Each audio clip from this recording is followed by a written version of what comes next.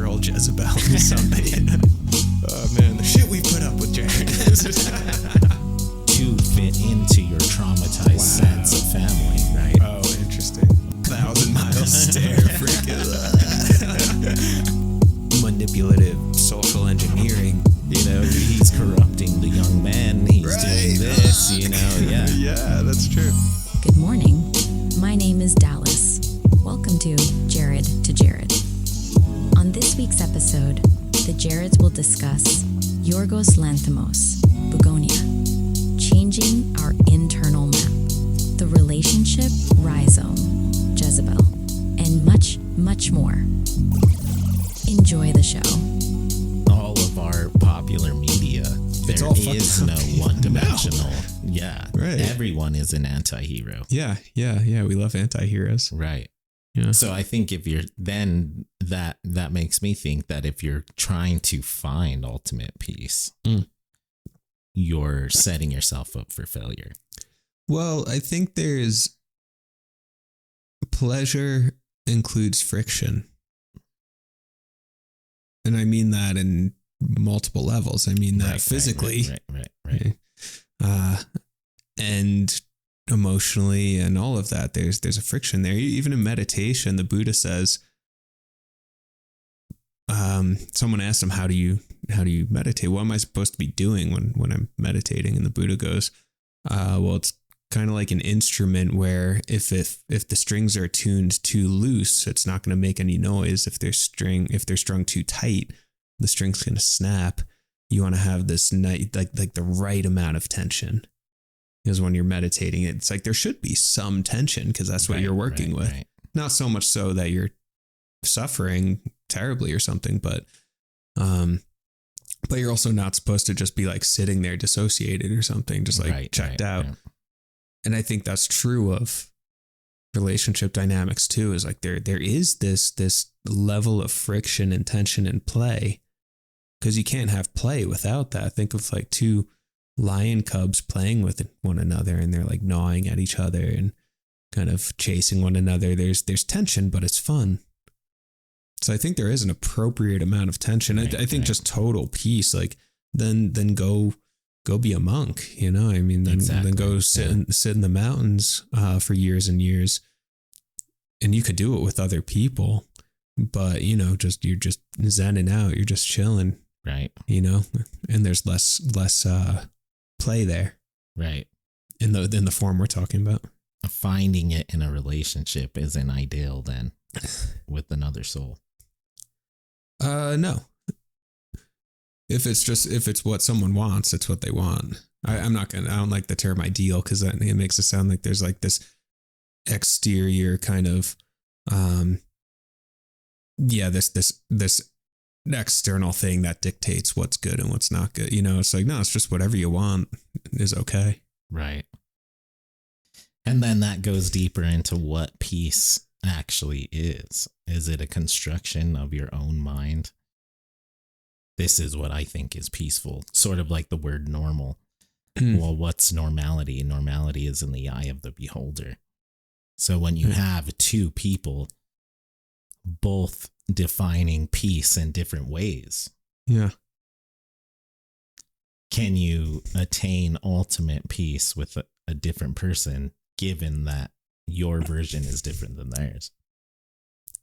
Yeah. And then that's just two people who, if they're going to build a life together, need to want at least some of the same things. Right? I mean, because if you're with someone and you want kids and they don't, then it's like, oh, okay, well, there's not enough alignment there. My definition of a peaceful life or an enjoyable life or what I'm trying to achieve is different than yours. So there's just not enough alignment there. Right. So I think you have to have some overlap, but then also some polarity. So I learned, are you familiar with the Myers-Briggs personality test? Sounds familiar. Yeah, it's like the letters, like they have different letters and it means like intuitive, introverted, extroverted, all that kind of stuff. Yeah. So I did this for one of my classes and mine is INFJ. And which fits. It's like introverted, intuitive, something. And then the one that is the best match for an INFJ, whether in friendship or romance, is an ENFP, which is extroverted and a bit more playful and fun. And then the INFJ is the more, kind of introspective kind of side of that. But apparently these play out really well, those dynamics, whether friendship or romance, because there's enough overlap that they both like get it. There is this intuitive quality that they're both like kind of can feel a lot and get kind of deep. But then there's enough tension where the INFJ, me in this situation, is like, man, let's just like stay inside and sit by the fire and have a conversation. And then the ENFP is like, yeah, but I want to also be in the world and have fun. And then they kind of complement each other and find a balance and push each other outside of one another's comfort zone in the right kind of way. Right. And I have a couple of friends who are ENFPs. My buddy Tyler, who lives in Brooklyn, is very extroverted, but also incredibly sweet. And and he and I, when we get to hang out, it's just like such a good vibe. We just like find this perfect balance between like, we're gonna go for a walk and have a deep conversation, and then we're also gonna go out to a bar in the city and socialize or something. And it's like this kind of really sweet balance between both our personalities. Right. Which makes me think then that we don't inherently know exactly what we want. Sometimes we don't. What our piece is. Totally. Sometimes we are stuck in delusion and we have no idea. Think, ask a couple INFJs, because I probably fit under that You're probably, category. Somewhere in there. Yeah. What is peace to you? And it would be something like sunset, at the house, family, whatever, freaking chilling with Hagrid, whatever, meditating at the temple, whatever, but the perfect match is actually the opposite of that, because it challenges that ideal and actually makes people like us experience a peace we never would have if we didn't have that friction. Yeah. Because we want to expand. Right. I do believe that there is this inherent human urge that everyone has towards expansion and actualization. It gets messy and covered up and all of that. And sometimes we take a lot of side roads, but I do think that there actually is this core desire to go beyond ourselves, go beyond who we think we are. And relationship is one of those, we do get influenced by the people around us. I mean, I can even say, because I've been just around new people since starting this program, and it's making some shifts for me. Positive, negative, doesn't really matter. It's just, but they're shifts because it's just new people. And it's like, oh, that person's into whatever niche thing they're into, and I've never heard about that before. And oh, cool. So now I'm learning a little bit about this thing, and it's kind of pushing me beyond what I thought I was into or something. Yeah, for sure. Which makes me conclude that,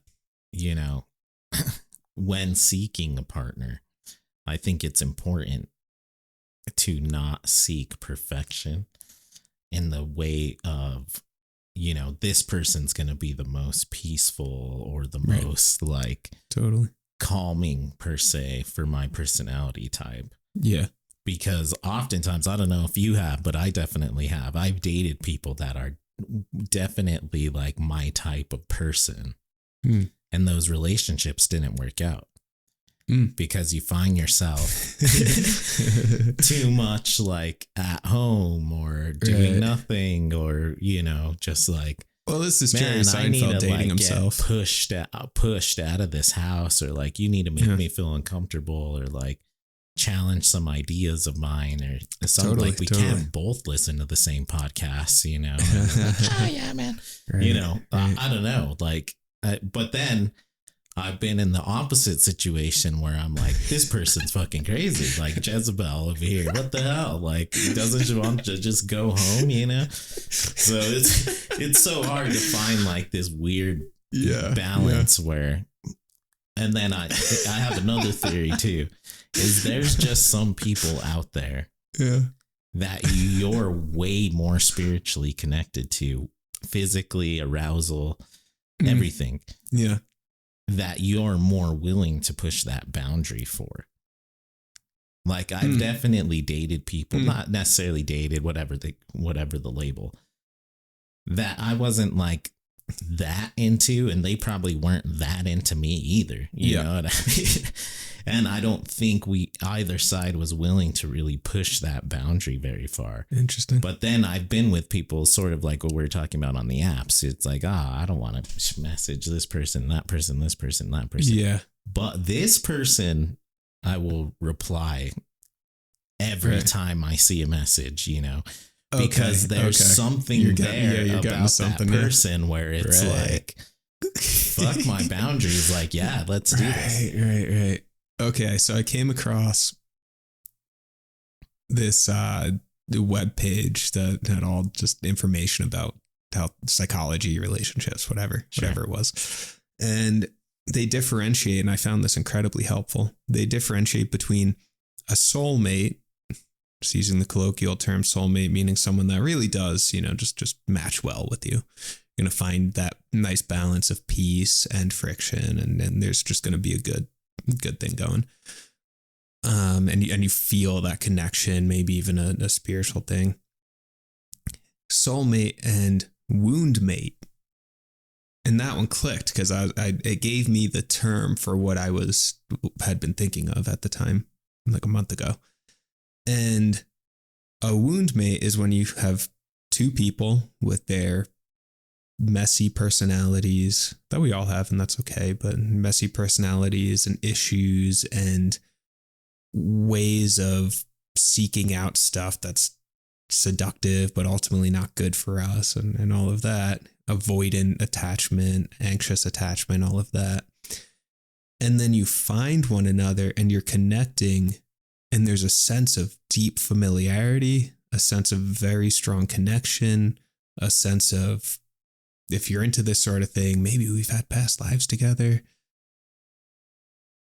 And it's because the puzzle pieces are fitting, but it's actually not the puzzle pieces that you want to fit. Because it's coming from that place of your personality, your trauma, your messiness, right? The same puzzle, just kind of cut differently. Exactly. The picture's there, but it doesn't fit necessarily. Exactly. Yeah. So take someone who, just to make up an example, let's say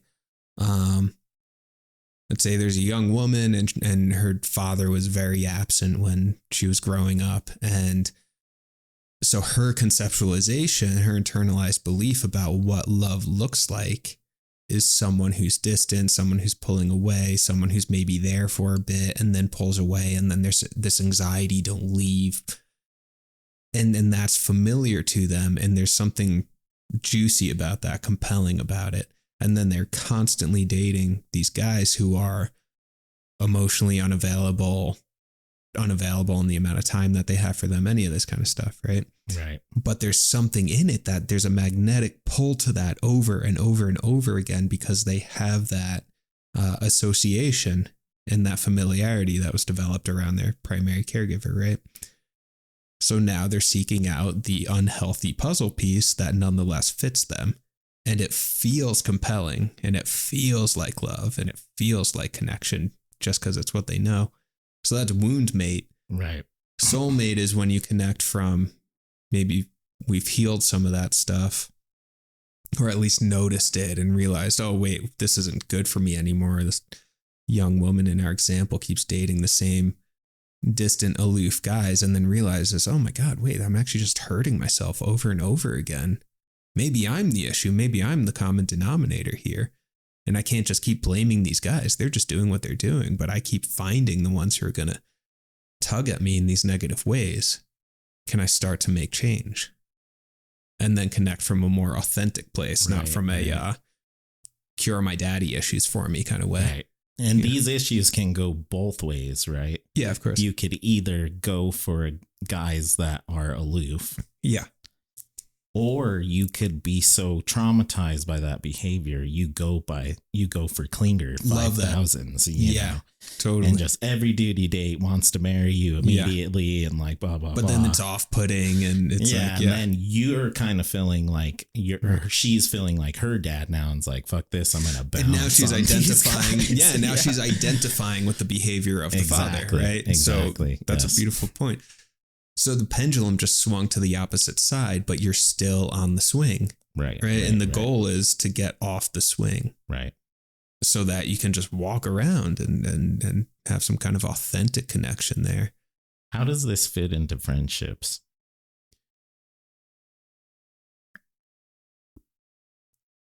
It depends on the person. I've learned a lot about a specific personality type recently, and for that personality type that I'll leave unsaid for the moment, this personality type is very, very, very, very, very triggered by intimate romantic relationships, but can actually have really good friendships because that's not the trigger for them. Sure. So it just depends on the person. It just depends on the person. Some people are really great with friendships, and then, which is beautiful. I mean, friendships are, thank God for friendship. I'm so grateful for friendship that it exists. J to J, thank you. Thank you. But certainly if we're to say that, these positive and negative behaviors influence the realm of romantic life, they certainly can influence the realm of platonic. For sure. Totally. Sort of friendships. Yeah, absolutely. And who you choose to associate with, who you choose not to, if you're more isolationist, whatever the case. Right? Absolutely, yeah. Yeah. And then you got to start thinking to yourself, what personality types then am I seeking out via friendships? That too, totally. Yeah. That are positive or negative or friction or frictionless. Yeah. Because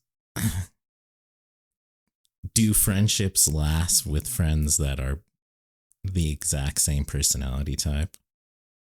I don't know. It depends. I mean, I have a memory of hanging out at your place in Albuquerque. Dalton must have been like, I don't know, 5 or something. And I remember you're like in the kitchen making some food or something. And I think maybe something was burning and there's, I don't know, whatever, some smoke. And then me and Dalton are sitting on the couch watching TV or whatever. And I just I got a flashback because I was like, holy shit, I'm at my dad's house, my dad, single dad, right? Where do we find single dad. And I'm hanging out at as a kid, hanging out at his house, and he's in the kitchen burning some food. Right. And then me and my sister are sitting on the couch watching TV and watch Seinfeld's on or something. Totally. And there's been a few times where you came over and I'm like eating peanuts standing up in front of my TV. Dude, and you're like, dude, you're John. You're literally John, just standing watching TV. It's like, why aren't you sitting down? Why are you standing so close? Man. I remember my dad came to visit once and we're in the hotel in Taos and I took a picture of him because he's standing like fucking 2 feet away from the hotel TV, just like flipping through the channels. I take a picture of him and send it to my sister. I was just laughing, but so that's there. Now this goes deep then, because it's like, do we then base our friendship sort of on the father? In a way, unless of course you were in just a maternal sort of situation, right? But nonetheless, do the parents have something to do with that? And if you have two parents, is it sort of the father that relies? Because it's funny that you mentioned that, because Jeff, I've called him Paul Gomez so many times because he's just like my dad. And Jeff's last name's Gomez. Freaking Paul Gomez. Because you'll like tell him something. You'll be like, tell him, something serious, whatever. And he'll be like, what? The gymnastics? What? What? Just like, I didn't say the gymnastics. What are you even talking about? What are you talking about? Such a my dad, And then me and Dion have kind of like theorized that my dad, when he was in his 20s, was like Zay, essentially. He was just like working out, handstands, like way too much energy, made a lot of money, you know, and just like that's sort of this like, you know, model freaking middle class man, you know, just whatever. I don't know. Right. There's got to be something there too, is our like associations with, you know, whatever the case. And maybe like I see, perhaps even now thinking about it, our relationship is more maternal, actually. Like my relationship with my mom. Right. Because with my mom, it's more like deeper conversations. We can get into like your mom's an artist, and she's an artist. You know, she's willing to like go off on like the death of like her father when she was young, or like relationships with her brothers and sisters, and me and her connect on a different level. Whereas me and my dad, it's very much like a Jeff thing, just like, oh man, the buffet is gonna be so good in Vegas, you know, let's meet at the gym, sort of thing. You know? Yeah, no, that makes a lot of sense to me. And then there's siblings too, because I always seem to have a female confidant friend. Right. You know, my platonic female friend. Same. Yeah. Always. That role is always filled in my life. I every chapter of my life, I can think of at least one woman who's just like my homie friend, who I, you know, get some comfort from too. And just if I felt hurt in a dating situation or something, ask their advice or whatever. Right. And my sister and I are close, and we've always been close since we were kids. Right. Yeah, we're the two younger ones in my family, and just shared a room for a while when my parents first split up, bunk beds at my dad's house. So she and I just have a bond.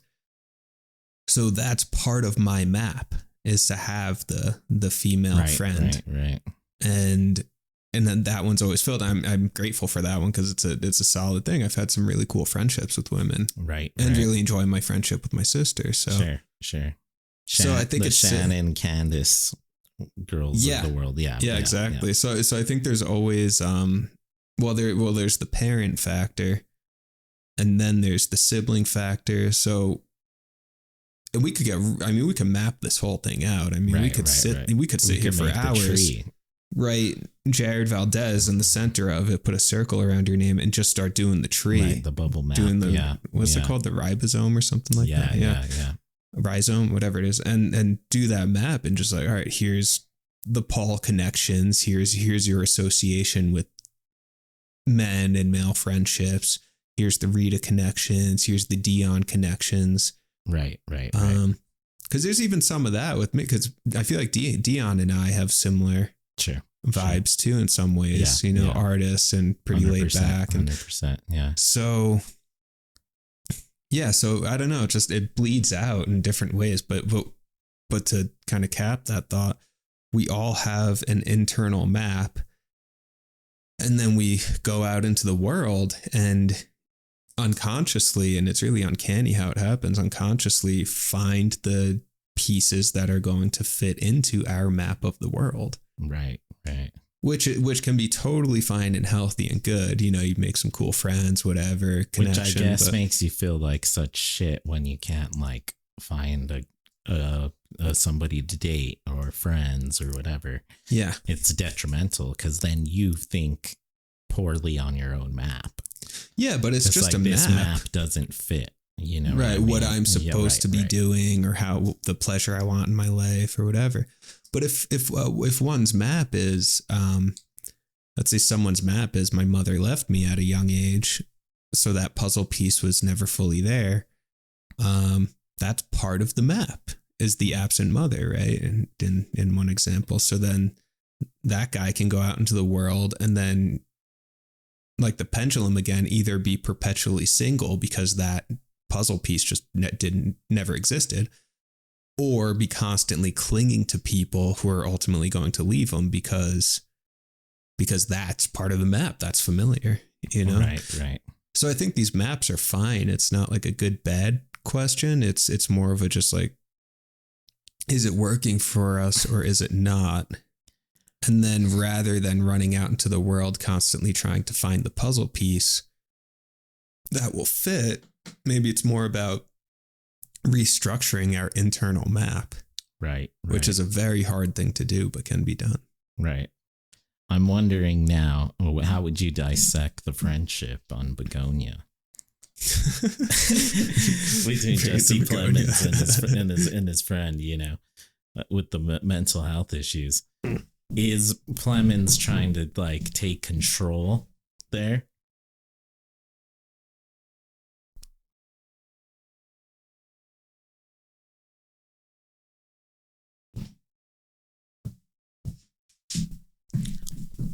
Not the Long Island. I know, dude. So bummed. I've been hearing so many Long Island freaking references lately. Just like, man, that's weird. This is like funny reference place in America. Like, yeah, and you're from Long Island. Yeah, it's got random references. Yeah. Anyway. But back to Plemons. Yeah. Was he so traumatized that he wanted to like instill his own peace on his friend, who is very much like would go along with his crazy plans or whatever it was he wanted to do, taking care of bees, whatever the case, instead of being able to have a friendship with someone who would challenge his views, would be like, why are you dissecting people? Because you think they're from Andromeda, you know? Yeah. Yeah. Yeah, there's that dynamic's really interesting. The power within friendships, because they had like of Mice and Men, Steinbeck, Lenny, and do you remember the other character? Mm-mm. Lenny's like the big retarded guy. Yeah. Who's the whatever. Anyway, they had like that dynamic. Similar dynamic. Which is weird. The one who's like kind of a leader, and then the one who's a little bit mentally slow, and then gets caught up in their weird schemes and plots. Right. Yeah. God, it is strange. But you'd have to think it would immediately say something about that person if you're and you know, Peanut Butter Falcon, whatever the case, you know, there's positive friendships with the mentally unstable and the mentally but there would be some sort of connection that naturally within the village you would make as to why subject A who's a little bit mentally more sound would be close friends with subject B who's very unsound. Yeah. But the primary connection would then be is that subject A is very unsound as well. Yeah. And perhaps B's more sound than subject A, even though B doesn't really fit into the village as well. Right. Well, yeah. There's a clear power dynamic there. And actually it makes me think of the relationship between a YouTuber, like a kind of fucked up YouTuber, and their audience. Okay. Because Bugonia is really, I thought, really about the pandemic, or at least partially. It's in the background. Sure. It's this social commentary on just like men getting radicalized by dumb YouTube videos to chemically castrate themselves, and has this like pseudo spiritual quality to it, all these things. And it is like the YouTuber, like a Andrew Tate sort of figure who's like, all right, this is what we got to do. Like, we got to reclaim our position as men in the world, and this is how we're going to do it. We need to fucking kidnap the CEO. Right. And then just like all these kids who just don't have guidance and feel lost in the world. They're probably a little bit dumb maybe too, and they're just watching it just like, oh yeah, okay, yeah, let's do it. Right. You know, it's interesting to think that now that you bring up pseudo spirituality, it wouldn't that be the definition of spirituality, sort of the beginnings of religion itself in a way, because you get departed souls looking for a strong voice that's non-normative within the community, Jesus, Muhammad, you name it, right, whatever, and they drop normality to follow this passion that they found out from. Now the only difference now is it's done via YouTube instead of just in person. But even like T and Doe, you know, they all, the Heaven's Gate, they all castrated themselves for this sort of spiritual ideology that they found at a hotel lobby. Yeah. You know, in a hotel conference room. Yeah. And then they end up following it, blah, blah, blah, blah, blah. But this doesn't happen just in a vacuum of small sort of like aliens or T and O going to the Halley's Comet or whatever. Yeah. It happens via Christianity, you know, Buddhism, Hinduism, Islamism. Yeah. These people sort of find this voice outside the norm. Yeah. And then make radical life changes to then follow a voice that they find to be true. Yeah. So take this YouTube crazy shit that's going on now. Yeah. Well, it's crazy and new now because it's new. Right. In 1,000 years, 2,000 years, these guys could then become the next Jesus Christ sort of thing, you know, because if you take us back in time to like the Jesus eras, whatever, you know, these spiritual leaders were absolutely insane to those people back then. Yeah. And they were using the technology like, that was available to them. You're God, like, what the heck are you talking about? What, you know? Yeah. You go to heaven. Oh my God, this dude's Andrew Tate, Jesus Tate, you know, whatever. Andrew Christ, you know, he's corrupting the young men. He's doing this, you know. Yeah, that's true. Yeah. And then all of a sudden, one thing leads to another. Here we are, freaking thousands of years later, and we have "In God We Trust" on the money. Right. In another 2,000 years, are we going to have in Unspeakable We Trust? You know, in Andrew Tate We Trust. Whatever the case, right? Well, there is a level where it's difficult to decipher what's a genuine spiritual teacher, because those do exist, and then someone who's just totally fucking insane. I mean, is it easy to decipher though? Think about it. Jesus was seen as insane. Right. Absolutely. Buddha was probably seen as insane. You know, I don't know Socrates the story was, as well. Socrates. Executed for corrupting the youth. Right. Yeah. Muhammad was going to war with people like, you know, John Smith, the Mormons. Right. Dude fucking goes out into the prairie, sees God, freaking new books of the Bible. No one else saw it. We just take his word for it. Yeah. And now there's a whole freaking state in America that's dedicated to this guy, you know? Right. So, so crazy. All right. So I'm going to tie it back to the notion of the internal map, and then I have a question for you based on that map. So a lot of people who get caught up in whatever, just different cults, different weird, fucked up spiritual things, have an internal map with a missing puzzle piece that they're trying to fill in. Right. So similar to what we were saying in a dating context, you whatever, absent parent or something, and then you go out seeking people who are going to trigger you in that way. Right. Kind of the same thing, but for whatever reason, that internal map is asking for like a group dynamic or a really charismatic leader, something like that. And then these people who are vulnerable go and try and fill their internal puzzle with that specific cult puzzle piece. So I think it takes a lot of inner, I guess, discipline and introspection to understand, you know, like especially if someone's going to explore a spiritual group or something like that, because a lot of them can be dangerous. Right. To know where that's coming from. Like, am I looking for a charismatic leader who's going to give me all the answers? Because if so, that's a problem. That's not good. Right. You know, am I looking, and the best spiritual teachers are the ones who say, well, I don't have the answer. You do.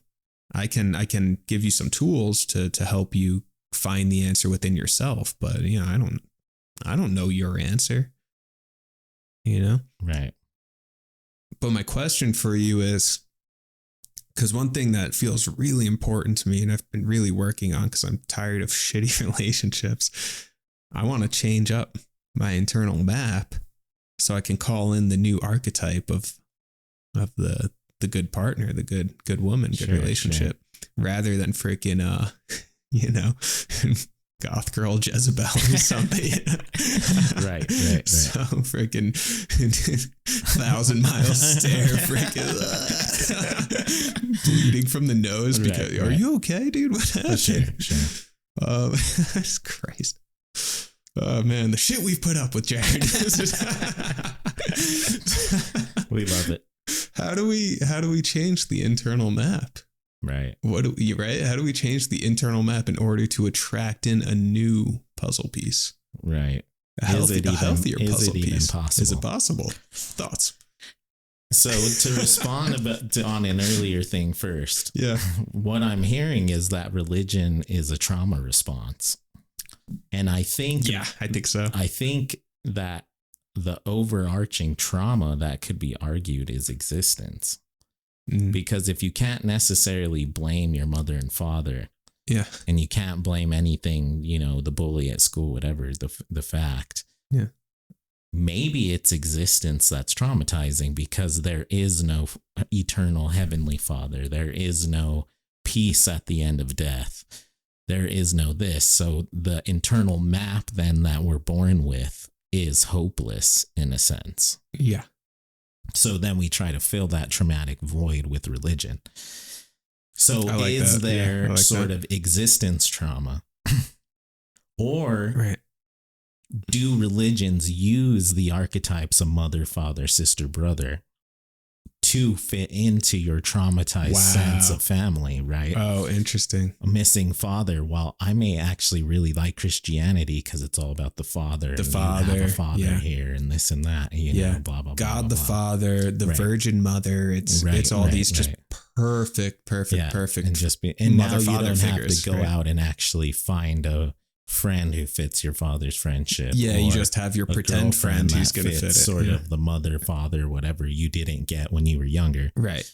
You just read it in a book and make it up in your head. You know what I mean? That's just so wild. Well, can't see him. No one's ever seen him, but he's there. Yeah, he's perfect. He's there. Yeah, he's perfect. Guy's an amazing father. We're going to play catch on Friday, maybe. I don't know. Right. So there's those are pretty heady two questions. That's really heady. I love existence trauma, or are they using trauma to fill voids? And is it in a healthy way? Is it an exploitative way? Well, that's time for a whole entire other podcast. You know what I mean? I will say short answer, yes. I 100% think a lot of people get into religion, especially religion like Christianity, God the Father, Virgin Mother, my buddy Jesus. It's people filling in those puzzle pieces with imaginary figures. Yeah. Sure. And the Hindu, Buddhist, whatever, those are, the Buddhist is very paternal, but then there's the maternal too, and the Hindu female goddesses. Right. Yeah. Shakti. Yeah. And think about mythology's reign in humanity. Well, that was a bunch of motherless boys who were really following these sort of, the goddess Athena, goddess of this, that. Because they didn't have mothers. They were sent to war early, the Spartans, I think you started when you're like 5 years old or something. Right. Yeah. So these goddesses sort of are filling that's incredible. Sort of traumatic, experience in your youth that you didn't have. And then there's warriors that had like the symbol of Athena over their neck for their entire lives, even when they died, because that was their mother. They never had, Yeah. Wow. And then talk about just manipulative social engineering. Like you're saying, you rip these 5-year-old boys away from their families. Right. And then replace the actual mother with this propagandized war figure. Sure. Right. Sure. That's fucking crazy. That's really nuts. Yeah. And insane father, whatever, Yeah. And then when you have multiple deities, then you can assign your trauma to specific ones, if you had a violent father, well, then you can have a calling towards Aries or a rejection of it, right? Like we were saying, the swing depends on where you land on it. Then, you could go to Zeus or you could go to Loki, whatever the case, in order to fill your own specific map. Yeah. Now on to the question, can we change the map once it's written? Yeah. There's erosion, baby. there's erosion. I think the world and you know, think about the earth, the map of the earth itself. It's changed so many times over millions of years.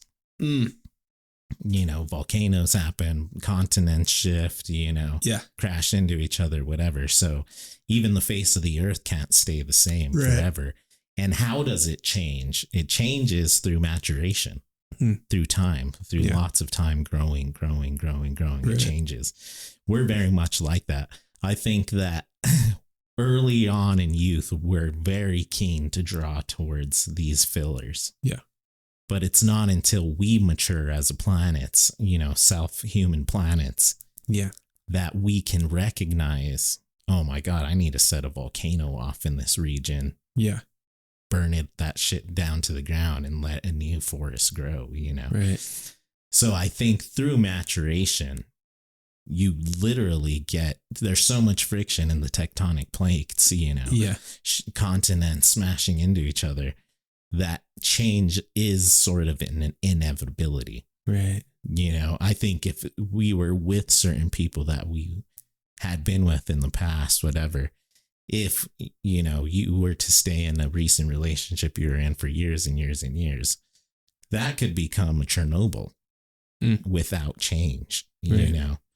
So I think it's pretty simple for me is the maturation process gets you so fed up with the way your map is currently drawn. You start drawing new lines, new rivers. Yeah, you know, you get fed up with it, and that's new continents. Yeah, it's like this readiness for change, right? Like people don't, whatever the situation is in their lives, people don't make change until it's like, I've had enough. Like I've really had enough.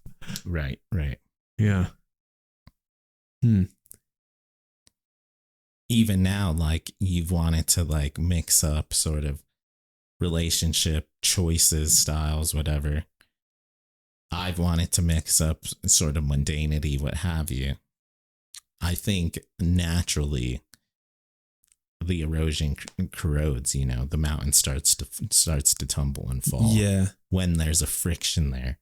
Right. And there is a friction there. It's not making you happy. It's not, you know, it was good at first, but now it's like, it's just about to boil over. Shitty. And it does, you know, and I think ultimately it does. Yeah. It should anyways, you know, I don't know, thoughts. Yeah. I'll share one story, then I got to start keeping an eye on the clock. But, this one woman in one of my classes, she's just awesome. She's just so fucking cool. And I think she's 36 and just has a cool story and a wonderful energy about her. And she just has this like steady, dignified presence about her. That's just really cool. But from her life story, it doesn't sound like she always just had this like solidity and strength about her. Good woman archetype, you know? Yeah. And she was telling me once she was in a abusive relationship for however many years, a couple of years or something like that, where she was the one being abused, not the abuser. And afterwards, she ended up being celibate for 4 years. Right? She's beautiful. I mean, she could, in that time, very easily have found a partner, but was so rattled by that relationship, and her nervous system was so jacked up, just anxiety, all of this. So for 4 years, she's just like, I'm good. I don't want that shit again. And I assume her internal map pulled her into that kind of relationship. So for 4 years, she did a deep dive into her internal map, essentially, and really getting in touch with who she is. And it was cool because during one of her presentations during class, she happened to share some pictures of herself earlier on, 10 years ago or something. And this is just a different person, and she just looks so much more like just her authentic, comfortable with herself kind of version of herself. It was really cool to see that transformation. And 4 years, whatever, does all this work on herself. And then towards the end of the 4 years, which just naturally arose. It's not like she was like, 4 years, I'm going to be celibate. It just happened that way. Towards the end of the 4 years, she starts to get this feeling within her that's like, oh, maybe it's time to give it another shot, you know? And then meets some guy and is with this guy for a couple of years. And she goes, it was a very gentle, healthy, safe relationship. But then after a couple of years, they're like, oh, maybe this is just, you know, we can just be friends, whatever, and clean break and all of that. And then not too long after that, she meets this guy that it sounds like is more of a long-term kind of partner, and seems really happy with him. And there's just like a really positive kind of fit there, you know? And I loved that story from her because it was hope, you know? It was like, cool. Right. I mean, this is someone who actually changed the internal map, you know, had the relationship with the guy that was healthy and safe, but it wasn't the right one. And that is indicative of like, oh, the map has shifted after it took 4 years, but no longer seeking out fucking psychopaths. Right. You know, but no longer having to settle on absolute peace and just security. Yeah. Finding something that's a little risky. Yeah. But fun and safe and, engaging and blah, blah, blah. Now she's found a true happy place. Right? Yeah. That's what it sounds like. And, but I guess the point that I'm trying to make is it takes time. Right. It takes time. It took her 4 years of celibacy, and sounds like she had a cool time in that 4 years. She traveled, really, you know, did this self-exploration kind of thing. But it takes time. Yeah. I got a question for you then. Yeah. Thinking about, you know, geology again. If it took the Earth millions of years to sort of do this sort of changing, right? And it could take 4 years, whatever the case. Yeah. Right? You know, into your late 30s, 40s, whatever it is. Yeah. Maturation. Can the map be changed with an asteroid hit? Hey, you right in an instant, boom, you're just changed. You wow, know? Yeah. Oh, cool. It's sort of like that's a great question. Near-death experience, or an extremely traumatizing day, or something like that. That's just boom, kills all the dinosaurs on your map, and you are literally a different person after that. Yeah, that's such a good question. God, I read somewhere once that the way geology happens is it will be very, very, very, very slow change, millions of years. And then all of a sudden you have this fucking mega volcano that just erupts and totally changes the landscape overnight. Right. But the million years was building towards that climactic eruption. Right. So it's slow going. And then, boom, it changes overnight. It's like Bourdain's life or something, right? Anthony Bourdain. I mean, the guy was writing every single day for years and years, sure. Just working in a kitchen, but he was writing at that time every day for years and submitting to the New Yorker. And it was very slow going. And then after probably a decade of doing that, his life changed overnight. The asteroid hit. So was it... And how long did it take for the asteroid to get to Earth that destroyed the rhinos, right? Yeah. So there's preparation that creates the conditions for that overnight change for the asteroid. Right. Sometimes is there just an anomalous asteroid out of fucking nowhere? Sure. Greenland style. Yeah. Like no one was working on anything for 10 years. It just happened overnight. Sometimes, yeah, totally. Sometimes you have, and you get stories like that, the near-death experience. You have someone who's living their life in a terrible way with zero intention of changing it, and then gets into some crazy accident. Near-death experience, comes back and is like, holy shit, I'm going to dedicate my life to helping others or something. So right. So the asteroid does happen. Right. You know. I picture in my own life, not to jinx it, but like that slow and let's face it, Bourdain wouldn't have had such success if he didn't have so many failures too. That too, yeah. If he wasn't like belittled in the kitchen and burnt himself cooking fried rice and blah, blah, had blah. to get off heroin when he was young. And all this shit, and people telling him he's not worth the shit, and he's not gonna, failed relationships, and then boom.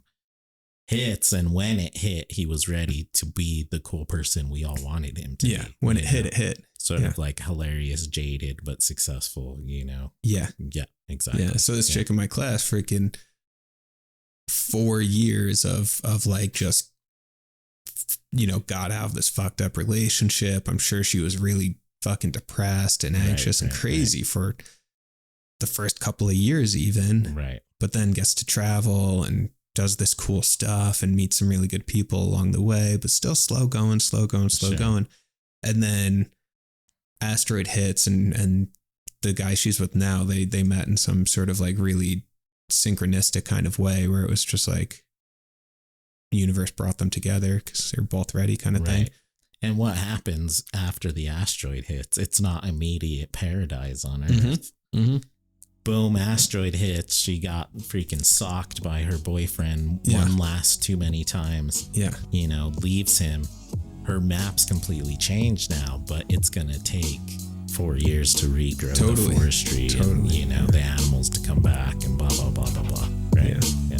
So we're all in a process. And there's hope. Change is possible. On behalf of the Jareds, thank you for listening. Follow, comment, and tell your friends. The Jareds will be back next time. And always remember, teach the truth by living it. Stay safe out there, y'all.